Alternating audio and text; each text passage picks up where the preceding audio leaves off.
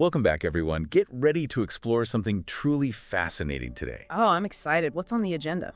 Well, today we're going on a deep dive into the world of traditional Himachali architecture. Wow. Those incredible houses nestled in the Himalayas sign me up. Exactly.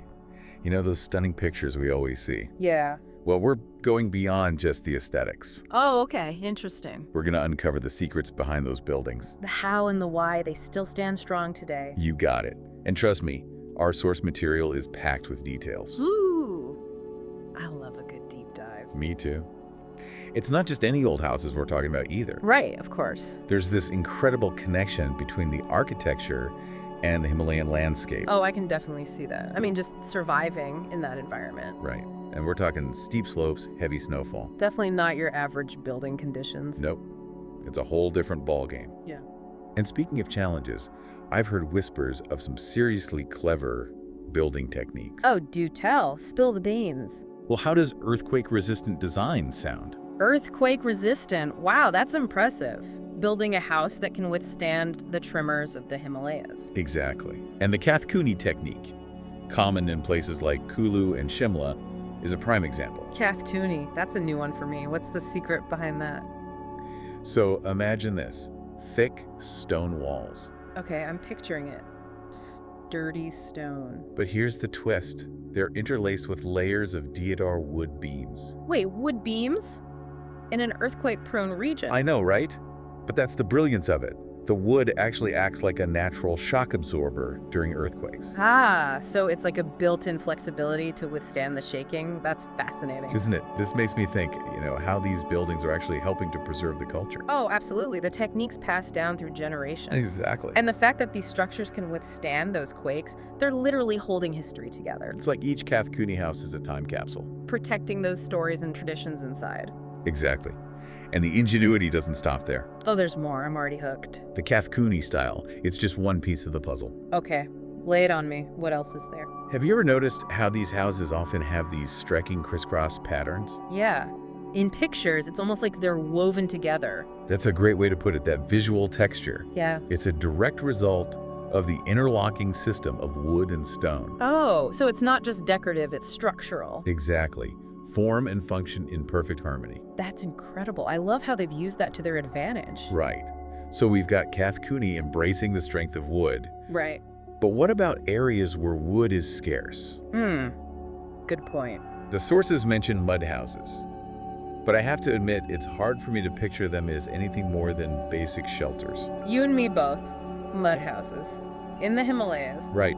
But here's where the surprise comes in. All right, I'm intrigued. In the lower hills and valleys where wood is less abundant, they've mastered building with mud. Wow, really? So they're working with what nature provides? Exactly. Adapting those building techniques to the resources available. Like a different kind of architectural language. I love it. Me too. And just like with Kath-Kuni, these mud houses, they go beyond just practicality. Oh. In what way? Well, they represent a deep understanding of the environment. Okay, yeah, makes sense. And a real commitment to sustainable building practices. It's amazing how they've managed to thrive in those conditions. It really is. Okay, so we've got earthquake-resistant Kath-Kuni, we've got surprisingly durable mud houses. Right. But what about those iconic sloping roofs? Oh, yes. The ones you see in all the pictures. They almost seem to defy gravity. I know, those Pahari roofs. They're steep for a reason. Right. Right. Absolutely. You can't forget about the heavy snowfall in the Himalayas. Right. Those slopes ensure that the snow slides right off. Smart. Preventing any buildup or damage. Exactly. They've turned the roof into a natural defense system. It's like they've thought of everything. Oh, but there's more. Really? They've incorporated clever drainage systems built right into the roof design. Channel rainwater away. Exactly. Every detail has a purpose. I love that. Makes me wonder about those intricate carvings I've seen. Oh, on the doors and windows. Yeah. And balconies. Are those functional or purely decorative? That's where art meets architecture. Ooh, I like that. Those carvings aren't just beautiful. They often depict local deities, flora, fauna, Oh, wow. even myths and legends. So it's like a visual language telling the stories of the region. Exactly. And each region, it has its own distinct style. So each carving is a little window into the culture and beliefs. Fascinating. It is. That's what we'll be diving into next. Ready for a virtual tour of Himachal's architectural diversity? Oh, absolutely. Lead the way. All right, let's start with Kulu and Manali. Now, Kath-Kuni is king there, but there are some unique features. Oh, like what? Think two-story houses with wide balconies, perfect for drying produce. And soaking in those stunning mountain views. Exactly. And here's a fascinating detail, the ground floor. It's often used for livestock. Oh, really? Which actually helps to heat the living spaces above during those chilly winters. A natural heating system. That's so clever. Now, shifting gears to Chamba, imagine a different architectural landscape. Ooh, okay. What's different there? Think sturdy stone walls, slate roofs that blend into the mountainsides. Okay, so a bit more grounded, more solid. Exactly. It's fascinating how the environment dictates the choices, isn't it? It really is. So if Kath-Kuni is about lightness and flexibility, Chamba's is about strength and resilience. What's next on our tour? Let's journey to Kinnaur. Okay. We'll discover a blend of Tibetan and Himachali styles. One of the first things you'll notice is the roof design. Oh, what about it? Unlike the steep slopes we've seen, Kinnaur is known for its flat roofs. Flat roofs. Why the change? Well, think about the higher altitudes and extreme temperatures. Ah, so it's an adaptation to those harsh conditions. Exactly. Those flat roofs, often covered in mud or stone slabs, they act as insulation, trapping heat inside during those long winters. So even the roof becomes a tool for survival. Precisely. And don't forget the carvings in Kinnaur. Oh, right. The carvings. What sets them apart? Well, they draw inspiration from their local mythology and the Kinnauri Kailash. So each region has its own unique visual language. Exactly. Now, prepare for a dramatic shift in scenery. We're headed to Spiti and Lahal. Okay, I'm ready. What's unique about Spiti and Lahal? Wood is scarce there, so mud bricks and stone become the primary building materials. Wow, that makes sense, using what's readily available. Right. But I imagine building with mud and stone in such a harsh climate presents its own challenges. It does, but that's where their ingenuity shines through. For example, they often whitewash the exterior walls of their homes. Is that purely decorative? Not at all. The white reflects sunlight, helping to keep the interiors warmer. Another example of form meeting function. And what about those monasteries in Spiti and Lahal? They always look so striking in photographs, almost otherworldly. They truly are unique. Think thick mud walls for insulation, flat roofs to withstand heavy snowfall. Okay. And inside, they're adorned with colorful prayer flags and intricate murals. It sounds like a perfect example of cultural exchange reflected in architecture. Exactly. And this is just a glimpse into the diversity of Himachali architecture. But before we go any further, let's step back and look at the bigger picture. What are the overarching themes that connect all these different building styles? Okay, so we've seen how climate and resource availability play a big role. But I'm sensing there's something deeper, something that goes beyond just practicality. You're right. There's a profound respect for nature embedded in every aspect. The use of local materials, the integration of natural heating and cooling systems. Yeah. It's about living in harmony with the environment. It's like they've cracked the code for sustainable living centuries before it became a global concern. Exactly. They've created a model for building and living that is both beautiful and environmentally conscious. And speaking of beautiful, I can't wait to delve deeper into those temples and monasteries. They sound absolutely magical. They definitely are. But before we embark on that journey, I think we need to address the elephant in the room. We've been talking about these traditional building methods as if they're frozen in time. But what's happening to them today? That's a great question. In a world of modern construction and rapid urbanization, how are these traditions holding up? That's exactly what we'll be exploring after a short break. It's incredible how these techniques have survived for so long, evolving to meet the challenges of this unique region. Yeah, it's a true testament to their ingenuity and resilience. But you raised a good point before the break. How are these traditions holding up in the face of modern development?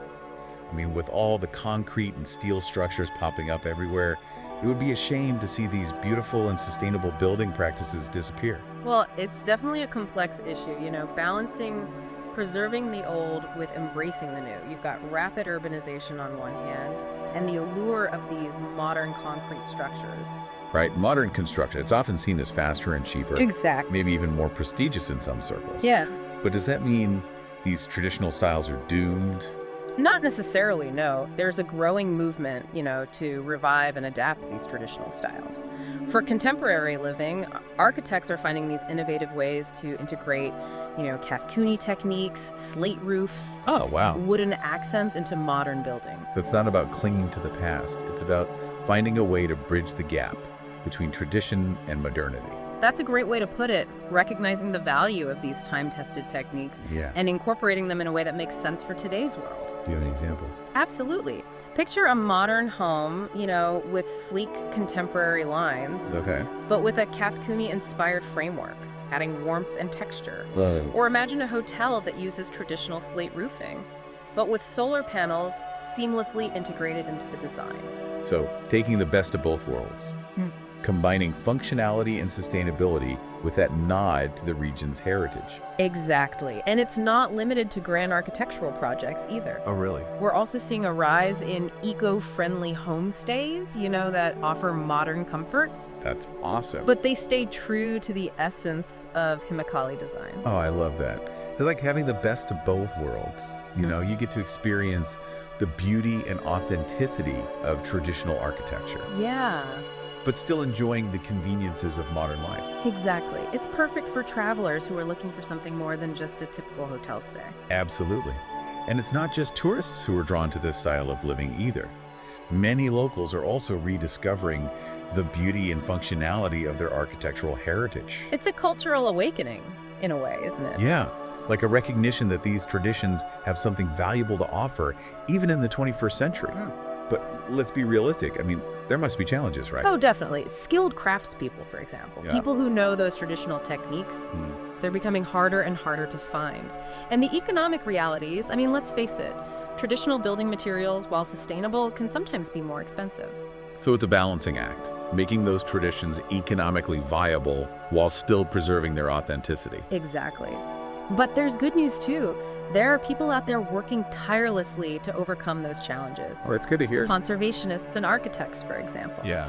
They're collaborating on projects to restore Kath-Kuni homes, preserve heritage buildings. That's great. And what about education?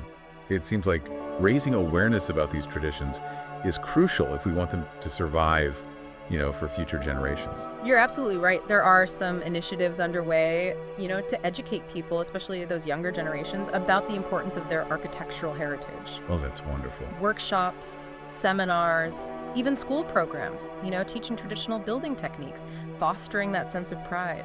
It sounds like a real grassroots movement, driven by people who are passionate about preserving their cultural identity. Exactly. And it's gaining momentum, too. We're seeing more and more people recognize that these buildings aren't just relics of the past. Right. They're a living legacy, inspiring us to build a more sustainable and beautiful future. That's really powerful.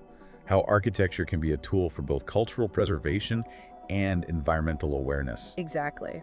But speaking of stories, I think we've only scratched the surface of what makes Himachali architecture so captivating.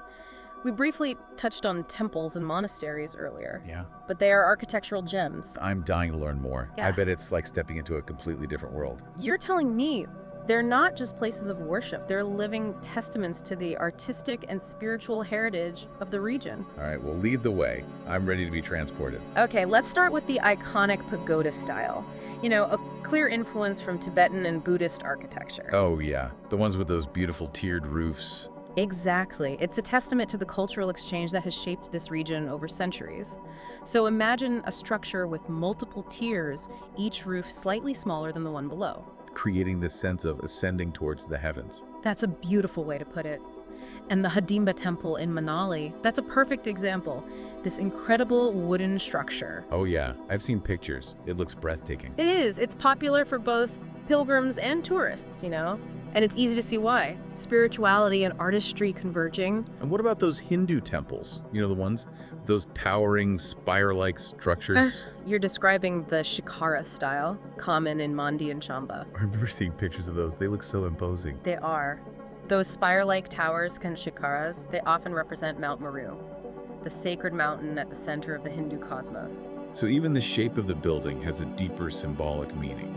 Exactly. It's not just about aesthetics. It's about connecting to something larger than oneself. And if you look closely at those shikaras, you often find carvings and sculptures depicting deities and scenes. Oh, wow. From Hindu mythology. Exactly. It's like a visual encyclopedia of their beliefs. I bet it took years to create those masterpieces. Years, if not decades. The craftsmanship is truly remarkable. Okay, we've talked pagoda style, shikara style. We can't forget about the monasteries. Especially in Lahal, Spiti, and Kinnaur. You got it. They're a world unto themselves. They offer this sense of peace, that's hard to find elsewhere. And architecturally, how do they differ from the temples? Well, for one, they often have a more fortress-like appearance, those thick mud walls, small windows designed to withstand those harsh weather conditions and provide protection. They also tend to have flat roofs.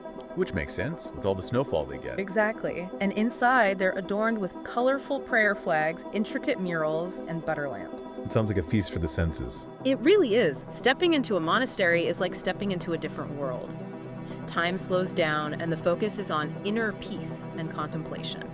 It's amazing how these different architectural styles, from the grand temples to the secluded monasteries, each contribute to the rich tapestry of Himachali culture. You said it. They reflect the diverse beliefs, practices, artistic traditions that have flourished in this region for centuries. And they serve as a reminder that architecture can be so much more than just shelter. It can be a source of inspiration, a reflection of our values, a way to connect to something larger than ourselves. Speaking of resilience, those fortified villages. Oh yes, Kalpa and Chitkul, you mean? Yeah, with those strategically placed homes and watchtowers. Like stepping back in time, isn't it? Totally. It offers a glimpse into a fascinating chapter of history, where defense was just as important as shelter, and the architecture reflects that. Can you paint us a picture of what this defensive architecture looks like? Okay, imagine homes and granaries, built into the hillside or clustered together for protection. Narrow, winding lanes, making it difficult for invaders. And of course, those watchtowers you mentioned, strategically placed to provide a 360-degree view. So the whole village was designed as a fortress. Exactly. It's a fascinating example of how architecture can be a reflection of those social and political realities. Absolutely. We've covered so much ground today. From those grand temples and monasteries to the humble mud houses and those fortified villages. It's incredibly diverse and multifaceted. It is, but I think it's safe to say we've gained a much deeper appreciation for the ingenuity, the artistry, the cultural significance of these structures. Absolutely. And there's still so much more to explore. I know. But, before we wrap things up, what's the one thing you want our listeners to take away from today's conversation? That's a good question. I guess, for me, it's the realization that architecture is more than just bricks and mortar, right? It's a reflection of our values, our culture, our relationship with the world around us, and the traditional architecture of Himachal Pradesh.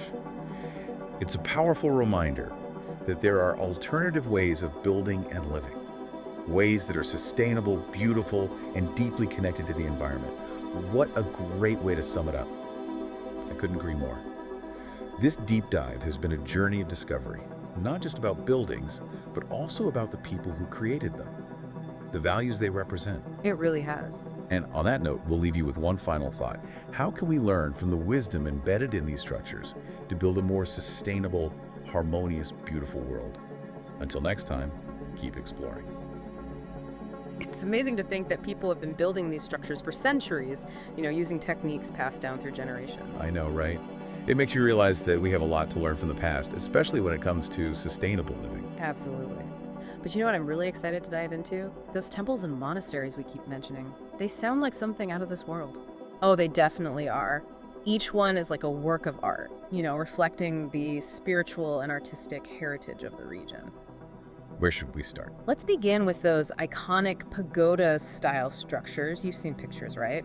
With those beautiful tiered roofs. Yeah. They're so distinctive. What's the story behind that style? Well, it's a clear influence from Tibetan and Buddhist architecture, a real testament to the cultural exchange that's happened over the centuries.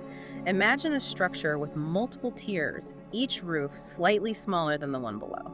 Creating that sense of ascending towards the heavens. Exactly. And the Hidimba Temple in Manali, that's a prime example. It's this incredible wooden structure with all these intricate carvings. I've seen pictures, and it looks absolutely magical, like something out of a fairy tale. You're not wrong. It's a popular spot for both pilgrims and tourists. You can really feel the spirituality and artistry kind of merging there. Now, what about those Hindu temples, the ones with those towering spire-like structures? I always find those so imposing. You're describing the Shikara style, common in regions like Mandi and Chamba. Those spire-like towers, called shikaras, they often represent Mount Meru, the sacred mountain in Hindu cosmology. Wow, so even the shape of the building has this deeper symbolic meaning. Exactly. It's not just about aesthetics, it's about connecting to something bigger than yourself. And if you look closely, you'll see all these intricate carvings on the This is shikaras. depicting scenes from Hindu mythology. You got it. It's like a visual representation of their beliefs. I bet it took ages to create those masterpieces. Years, for sure. The craftsmanship is truly remarkable. Okay, so we've talked to pagoda style, shikara style. Can't forget about the monasteries. Especially those in Lahore, Spiti, and Kinnar. They always look so peaceful in photographs. They're, a world unto themselves, tucked away high in the mountains. They offer this sense of tranquility that's hard to come by these days. And architecturally, how do they differ from the temples? Well, they often have this more fortress-like appearance with thick mud walls and those small windows. They're designed to withstand the harsh weather and offer protection. They also tend to have flat roofs. Makes sense with all the snow. Right. And inside, they're adorned with colorful prayer flags, intricate murals depicting Buddhist teachings, and butter lamps. Sounds like such a sensory experience. It is. Stepping into a monastery is like stepping into a different world. Time slows down, and the focus shifts to inner peace. It's incredible how all these different styles, the grand temples, the secluded monasteries, they all come together to tell the story of Himachali culture. You said it. They reflect the diverse beliefs, the practices, the artistry that has thrived here for centuries. It's a reminder that architecture can be more than just shelter, It can inspire us, reflect our values, connect us to something greater. So well said. We started by talking about the practical side of things, like earthquake resistance and sustainability. Right. But we've also uncovered a deeper layer, haven't we? A connection to nature, spirituality, cultural identity. We have. It's that blend of practicality, artistry, and cultural meaning that makes Himachali architecture so captivating, and a legacy worth preserving. Couldn't agree more. This deep dive has been such a journey, learning about the buildings, but also about the people who created them and the values they represent. It has been quite a journey. And on that note, we'll leave you with this. How can we learn from these structures, from their wisdom to build a more sustainable, harmonious world? Keep exploring, everyone.